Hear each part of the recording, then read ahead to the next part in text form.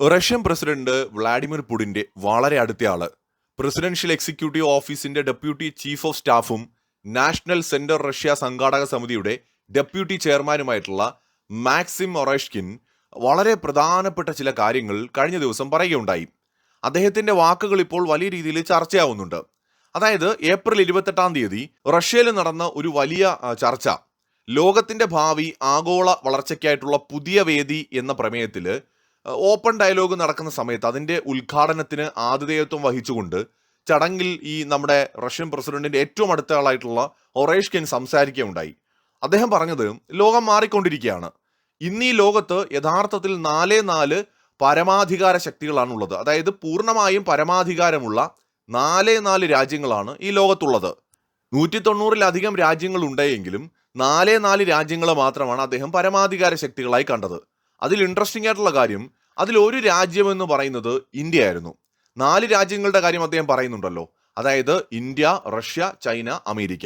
ഈ 4 രാജ്യങ്ങൾ ഒഴികെ ലോകത്തൊരു രാജ്യത്തിനും പൂർണ്ണമായ പരമാധികാരമില്ല. ഇത് കേൾക്കുമ്പോൾ അതിശയമായി തോന്നാം. നമ്മൾ പല വീഡിയോകളിലും ഈ ഒരു ടോപ്പിക് ഇതിനു മുന്നേ സംസാരിച്ചിട്ടുണ്ട്. അന്ന് പലരും വിമർശിക്കുകയും ചെയ്തു. 190-ലധികം രാജ്യങ്ങളുള്ള ഈ ലോകത്ത് വെറും 4 രാജ്യങ്ങൾക്ക് മാത്രമാണ് പൂർണ്ണമായ പരമാധികാരം എന്ന് പറയുന്നതിനെ ഉൾക്കൊള്ളാനായിട്ട് പലർക്കും കഴിഞ്ഞിരുന്നില്ല എന്നതാണ് വസ്തുത. പക്ഷേ റഷ്യൻ പ്രസിഡന്റ് വ്ളാഡിമിർ പുടിന്റെ ഉപദേശകനും പ്രമുഖ ഭൗമരാഷ്ട്രീയ തന്ത്രജ്ഞനുമായിട്ടുള്ള സെർജി കരാഗ്നോവ് ആധുനിക ലോകത്ത് യഥാർത്ഥ പരമാധികാരം എന്നത് വളരെ അപൂർവവും ചിലവേറിയ ഒന്നുമാണെന്ന് നേരത്തെ തന്നെ പറഞ്ഞിട്ടുണ്ട്. അന്താരാഷ്ട്ര നിയമപ്രകാരം എല്ലാ രാജ്യങ്ങൾക്കും പരമാധികാരം ഉണ്ടെങ്കിലും കരാഗ്നോവിന്റെ കാഴ്ചപ്പാടിൽ ഇത് കേവലം നിയമപരമായ ഒന്നല്ല, മറിച്ച് ബാഹ്യശക്തികളുടെ അനുവാദമില്ലാതെ സ്വന്തം തീരുമാനങ്ങൾ എടുക്കാനുള്ള കഴിവാണ്. അദ്ദേഹം ഏതാനും വർഷങ്ങൾക്ക് മുൻപ് ഒരു കാര്യം പറഞ്ഞിട്ടുണ്ട്. നിലവിൽ ലോകത്ത് പരമാധികാരമുള്ള 3 രാജ്യങ്ങളാണ് ഉള്ളത്: അമേരിക്ക, റഷ്യ, ചൈന. ഈ 3 രാജ്യങ്ങളെ കൂടാതെ ഭാവിയിൽ ഇന്ത്യ 4ാമത്തെ രാജ്യമായി അവരോടൊപ്പം ചേർന്നേക്കാം. അത്രമാത്രം. ഈ ലോകത്ത് മറ്റു കളിക്കാരൊന്നുമില്ല, അല്ലെങ്കിൽ മറ്റു പ്ലേയേഴ്സ് ഒന്നുമില്ല. ഇതായിരുന്നു അദ്ദേഹം പറഞ്ഞത്. അദ്ദേഹം അന്നത് പറയുമ്പോൾ ഇന്ത്യയെ അദ്ദേഹം ഭാവിയിൽ ഈ ഗ്രൂപ്പിലേക്ക് ചേരാൻ സാധ്യതയുള്ള ഏക രാജ്യമായിട്ടാണ് കണ്ടത്. പക്ഷെ അദ്ദേഹത്തിന്റെയും അഭിപ്രായം ഏറെക്കുറെ ശരിയാണ്. ഇന്നിപ്പോൾ റഷ്യയിൽ വ്ളാഡിമിർ പുടിന്റെ വളരെ അടുത്ത, ഏറ്റവും സ്വാധീനം റഷ്യയിലുള്ള ഒരു നേതാവ് തന്നെ പറയാണ്, 4 രാജ്യങ്ങളാണ് ഈ വിധത്തിൽ പരമാധികാരമുള്ള രാജ്യങ്ങളായിട്ടുള്ളത്. അതിലൊന്ന് നമ്മുടെ ഇന്ത്യയുമാണെന്ന്. എന്തുകൊണ്ടാണ് ഇങ്ങനെ പറയുന്നത് എന്നത് പലരെയും ആശ്ചര്യപ്പെടുത്തിയേക്കാം. പല കാരണങ്ങളുണ്ട് കേട്ടോ.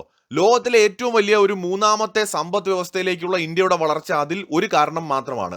നിലവിൽ ലോകത്ത് ഇന്ത്യ GDP പർച്ചേസ് പവർ പാരിറ്റിയുടെ കാര്യത്തിൽ ഓൾറെഡി 3ാമത് നിൽക്കുന്ന രാജ്യമാണ്. $18 ട്രില്യൺ മുകളിലാണ് നമ്മുടെ ഇന്ത്യയുടെ പർച്ചേസ് പവർ പാരിറ്റി. ഏതാണ്ട് 19 ട്രില്യൺ അടുത്തേക്ക് അത് എത്തിയിരിക്കുകയാണ്. നമ്മുടെ ഇവിടുത്തെ മാധ്യമങ്ങളൊന്നും ഇതിന് വലിയ പ്രാധാന്യം കൊടുക്കില്ല കേട്ടോ. കാരണം ഇന്ത്യ 3ാമതാണ്. മാത്രമല്ല 18-19 trillion GDP purchase power parity എന്ന് പറയുന്നത് ഇന്ത്യൻ എക്കണോമിയുടെ സ്ട്രെങ്ത് കാണിക്കുന്ന കാര്യമാണ്. ഇത് പറയാൻ പാടില്ലല്ലോ. പറഞ്ഞാൽ ഇനി എങ്ങാനും മോദി ഗവൺമെന്റിന് രാഷ്ട്രീയമായിട്ട് വല്ല നേട്ടവും ഉണ്ടായാലോ. അതുകൊണ്ട് ഇതൊന്നും ആരും പറയാൻ പോകുന്നില്ല. നമുക്കിതിങ്ങനെ എപ്പോഴും പറഞ്ഞുകൊണ്ടേയിരിക്കാം. ലോകത്തെ 4ാമത്തെ സാമ്പത്തിക ശക്തിയായിരുന്ന ഇന്ത്യ നോമിനൽ GDPയിൽ ഡോളറിന്റെ കളികൾ കൊണ്ട് 6ാം സ്ഥാനത്തായെങ്കിലും വൈകാതെ, അതായത് 2029-30 ലോകത്തെ 3ാമത്തെ വലിയ സാമ്പത്തിക ശക്തിയാവുകയും പിന്നീട് ആ പദവിക്ക് വലിയ തട്ടുകൂടാതെ തുടരുകയും ചെയ്യുമെന്ന് IMFും ലോകബാങ്കും ഒക്കെ പ്രവചിച്ചു കഴിഞ്ഞു. ഒറേഷ്കിൻ സൂചിപ്പിച്ചതുപോലെ സാങ്കേതിക അജണ്ടയുടെ കാര്യത്തിൽ ഇന്ത്യ ലോകത്ത് 3ാം സ്ഥാനത്താണ്. ഡിജിറ്റൽ പബ്ലിക് ഇൻഫ്രാസ്ട്രക്ചർ തന്നെ എടുക്കാം. UPI, ആധാർ തുടങ്ങിയ സംവിധാനങ്ങൾ വഴി ഇന്ത്യ ലോകത്തിന് മാതൃകയായ ഒരു ഡിജിറ്റൽ വിപ്ലവം ഇതിനോടകം തന്നെ നടത്തിക്കഴിഞ്ഞു. AI ഗവേഷണത്തിലും ഇന്ത്യ 3ാം സ്ഥാനത്താണ്. അത് നടപ്പിലാക്കുന്നതിലും ഇന്ത്യ വലിയ നിക്ഷേപം നടത്തുന്നുണ്ട്. ലോകത്തിലെ ഏറ്റവും വലിയ IT കയറ്റുമതി നടത്തുന്ന രാജ്യങ്ങളിൽ ഒന്നാണ് ഇന്ത്യ. ലോകത്തെ മിക്ക വികസിത രാജ്യങ്ങളിലും ചൈനയിലും ജനസംഖ്യ വയസ്സായിക്കൊണ്ടിരിക്കുമ്പോൾ ഇന്ത്യക്ക് വലിയൊരു യുവജന ശക്തിയുണ്ട്. ജോലി ചെയ്യാൻ ശേഷിയുള്ള ഈ യുവാക്കൾ ഇന്ത്യയുടെ ഉൽപാദനക്ഷമതയും ഉപഭോഗവും വർദ്ധിപ്പിക്കുകയാണ്. ഇത് ആഗോള വളർച്ചയുടെ ചാലക ശക്തിയായിട്ട് മാറുകയാണ്, അല്ലെങ്കിൽ ഇന്ത്യയെ മാറ്റുകയാണ്. ഒരു ഗ്രോത്ത് എഞ്ചിനായിട്ട് ഇന്ത്യ മാറിക്കൊണ്ടിരിക്കുന്നു. വികസ്വര രാജ്യങ്ങളുടെയും ദരിദ്ര രാജ്യങ്ങളുടെയും ശബ്ദമായിട്ട് ഇന്ത്യ മാറുകയാണ്. G20 അധ്യക്ഷ സ്ഥാനം വഹിച്ചപ്പോൾ ആഫ്രിക്കൻ യൂണിയനെ അതിൽ ഉൾപ്പെടുത്തിയത് അതിന്റെ ഉദാഹരണമാണ്. പടിഞ്ഞാറൻ രാജ്യങ്ങളുമായും അതേസമയം തന്നെ ബ്രിക്സ് രാജ്യങ്ങളുമായും സന്തുലിതമായ ബന്ധം പുലർത്തുന്ന ഏക രാജ്യം ഇന്ത്യയാണ്. ഒറേഷ്കിൻ പറഞ്ഞ സോഷ്യോ എക്കണോമിക് പരമാധികാരം ഇന്ത്യക്ക് വളരെ കൂടുതലാണ്. മറ്റേതെങ്കിലും ഒരു രാജ്യത്തെ മാത്രം ആശ്രയിക്കാതെ സ്വന്തം താല്പര്യങ്ങൾ സംരക്ഷിച്ചുകൊണ്ട് വിദേശ നയം രൂപീകരിക്കാൻ ഇന്ത്യക്ക് സാധിക്കുന്നുണ്ട്. ഉദാഹരണത്തിന് ആഗോള സമ്മർദ്ദങ്ങൾക്കിടയിൽ റഷ്യയിൽ നിന്ന് എണ്ണ വാങ്ങാനുള്ള ഇന്ത്യയുടെ തീരുമാനം അതിന്റെ സാമ്പത്തിക പരമാധികാരത്തിന്റെ അടയാളമായിരുന്നു. ചുരുക്കത്തിൽ സാമ്പത്തിക കരുത്ത്, യുവജന ശക്തി, സാങ്കേതിക വിദ്യയിലെ കുതിച്ചുചാട്ടം, ശക്തമായ രാഷ്ട്രീയ നിലപാടെടുക്കുന്ന ഭരണകൂടം, ഇവയൊക്കെയാണ് ഈ മൾട്ടിപോളാർ വേൾഡിലെ ഒഴിവാക്കാൻ കഴിയാത്ത ശക്തിയാക്കി ഇന്ത്യയെ മാറ്റുന്നത്. ഒരു രാജ്യം നിലനിൽക്കണമെങ്കിൽ ആ രാജ്യത്തിന് രാഷ്ട്രീയവും സാമൂഹികവും സാമ്പത്തികവുമായ ഒരു സ്വയംഭരണം ആവശ്യമാണ്. ഈ സ്വയംഭരണം ലോകത്ത് എല്ലാ രാജ്യങ്ങൾക്കും സാധ്യമല്ല. ഏതെങ്കിലും ഒരു രൂപത്തിൽ മറ്റൊരു രാജ്യം അവരെ സ്വാധീനിക്കും. ഇന്ത്യൻ സബ് കോണ്ടിനെന്റിൽ നേപ്പാളിനുമേലും ഭൂട്ടാനുമേലും ശ്രീലങ്കയ്ക്കുമേലും ബംഗ്ലാദേശിനുമേലും പാകിസ്ഥാനുമേലും ഒക്കെ തന്നെ ഇന്ത്യയുടെ സ്വാധീനം പ്രകടമാണ്. പലരും പാകിസ്ഥാൻ എന്ന് പറഞ്ഞപ്പോൾ അതിശയിച്ചിരിക്കാം, പക്ഷേ സത്യമാണ്. ഇന്ത്യൻ കൾച്ചറിന്റെ സ്വാധീനം ഈവൻ ഇന്ത്യൻ സബ് കോണ്ടിനെന്റിൽ മാത്രമല്ല, നമ്മുടെ സൗത്ത് ഈസ്റ്റ് ഏഷ്യയിലെ ഭാഗങ്ങളിലേക്കും ഇന്നും പ്രകടമായി നമുക്ക് കാണാൻ കഴിയും. പല രൂപത്തിൽ ആ സ്വാധീനം കൾച്ചറലി ആണെങ്കിലും അല്ലെങ്കിൽ രാഷ്ട്രീയമായിട്ടാണെങ്കിലും അത് നിലനിൽക്കുന്നുണ്ട്. അമേരിക്കയുടെ സ്വാധീനം യൂറോപ്പിൽ വളരെ പ്രകടമായി നമുക്കിന്ന് കാണാൻ കഴിയും. അത് സിനിമ, സംഗീതം തുടങ്ങി സകല മേഖലയിലും പ്രകടമാണ്. യൂറോപ്പിന്റെ സുരക്ഷ പോലും ഇന്ന് അമേരിക്കയുടെ കൈകളിലാണ്. ഇന്ത്യ ഭൂട്ടാനെയും നേപ്പാളിനെയും മാലിദ്വീപിനെയും ശ്രീലങ്കയും ബംഗ്ലാദേശിനെയും ഒക്കെ പ്രൊട്ടക്ട് ചെയ്യുന്നത് പോലെ തന്നെയാണ് അമേരിക്ക യൂറോപ്പിനെ പ്രൊട്ടക്ട് ചെയ്യുന്നത്. ഒരു പക്ഷേ അതിനേക്കാൾ ഒരു പടി കൂടുതലാണ് അമേരിക്കയുടെ യൂറോപ്പിലുള്ള സ്വാധീനം എന്ന് നമുക്ക് പറയാൻ കഴിയും. റഷ്യ അവരുടെ സമീപ രാജ്യങ്ങളെ സ്വാധീനിക്കുന്നത് എങ്ങനെയാണെന്ന് നോക്കൂ. ചൈന അവരുടെ വ്യാപാരത്തെയും ടെക്നോളജിയെയും എങ്ങനെയാണ് മറ്റു രാജ്യങ്ങളിൽ സ്വാധീനം ഉണ്ടാക്കാൻ ശ്രമിക്കുന്നതെന്ന് നോക്കൂ. അതുവഴി പലർക്കും സംശയം തോന്നാം, തുർക്കി അടക്കമുള്ള രാജ്യങ്ങൾ എന്തുകൊണ്ട് പരമാധികാരമല്ല എന്ന്.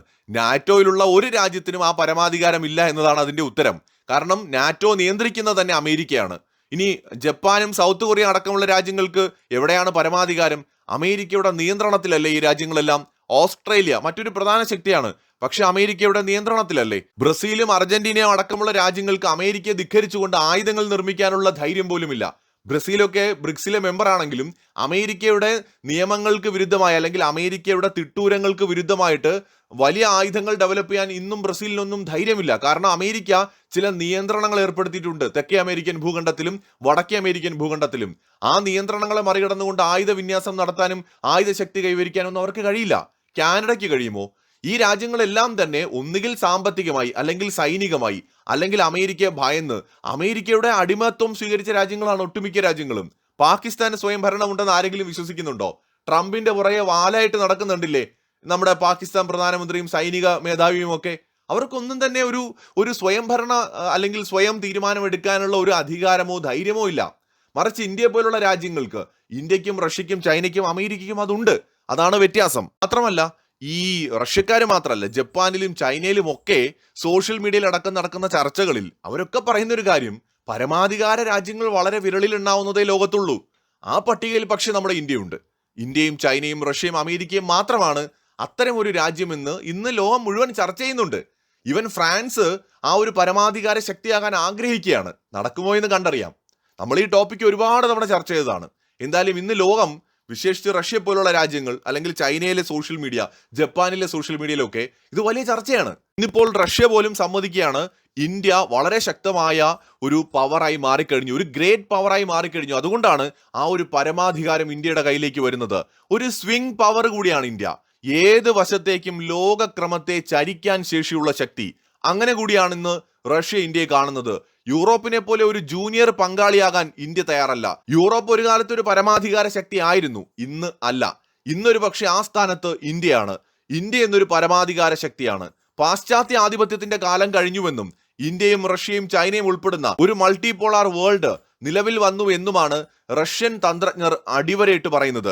ഇത് തീർച്ചയായിട്ടും ഇന്ത്യ എന്ന് പറയുന്ന നമ്മുടെ രാജ്യത്തിന്റെ വാല്യൂ ആഗോളതലത്തിൽ തന്നെ ഉയർത്തിയിരിക്കുകയാണ്. ഇപ്പൊ കഴിഞ്ഞ ദിവസം റഷ്യയുടെ ഭാഗത്തു നിന്നുണ്ടായ ഇത്തരം സ്റ്റേറ്റ്മെന്റുകൾ ആഗോളതലത്തിൽ വാർത്താ മാധ്യമങ്ങൾ കവർ ചെയ്ത് തുടങ്ങിയിട്ടുണ്ട്. റഷ്യയുടെ ഉള്ളിൽ തന്നെ ഇന്ത്യയെക്കുറിച്ചുള്ള അവരുടെ മനോഭാവത്തിൽ വലിയ മാറ്റം വന്നിരിക്കുന്നു. അതായത് പരമാധികാരമുള്ള 4 ശക്തികളിൽ ഒന്നാണ് ഇന്ത്യ എന്ന് പറഞ്ഞിരിക്കുന്നത് ലോകത്തെ പ്രധാനപ്പെട്ട ശക്തികളിൽ ഒന്നായ റഷ്യ തന്നെയാണ്. ഇവിടെയോ നമ്മുടെ രാഷ്ട്രീയ പാർട്ടികളും പല രാഷ്ട്രീയ നേതാക്കളും ഒക്കെ ഇന്ത്യ അമേരിക്കയുടെ അടിമത്വം സ്വീകരിക്കുന്നു, ട്രംപിന് വഴങ്ങിക്കൊടുക്കുന്നു എന്നൊക്കെ പറഞ്ഞ് ആക്ഷേപിക്കുകയാണ് നമ്മുടെ ഗവൺമെന്റിനെ. അതുപോലെ തന്നെ ഇന്ത്യ റഷ്യയുമായിട്ടുള്ള ബന്ധം മോശമാക്കുന്നു എന്ന് പറയാണ്. എന്നാൽ റഷ്യ തന്നെ പറയുന്ന എന്താണ്? ലോകത്ത് ആകെയുള്ള 4 പരമാധികാര ശക്തികളിൽ ഒന്ന് ഇന്ത്യയാണെന്നാണ്. ഇതിലേത് വിശ്വസിക്കണമെന്ന് പ്രേക്ഷകർക്ക് തീരുമാനിക്കാം. റഷ്യയെ പോലെ ഒരു വലിയ ശക്തി പറയുന്നത് വിശ്വസിക്കണമോ, അതോ 4, 3, 7 കൂട്ടി എഴുതാൻ അറിയാത്ത വിവരദോഷികളായിട്ടുള്ള ആളുകൾ പറയുന്നത് വിശ്വസിക്കണമോ എന്ന് നിങ്ങൾക്ക് തന്നെ തീരുമാനിക്കാം. ഇന്ത്യ ഒരു വലിയ ശക്തിയായിട്ട് വളർന്നു കഴിഞ്ഞു എന്ന യാഥാർത്ഥ്യം നമ്മുടെ മുമ്പിൽ നിൽക്കുകയാണ്. മറ്റൊരു വീഡിയോയുമായി വീണ്ടും കാണാം.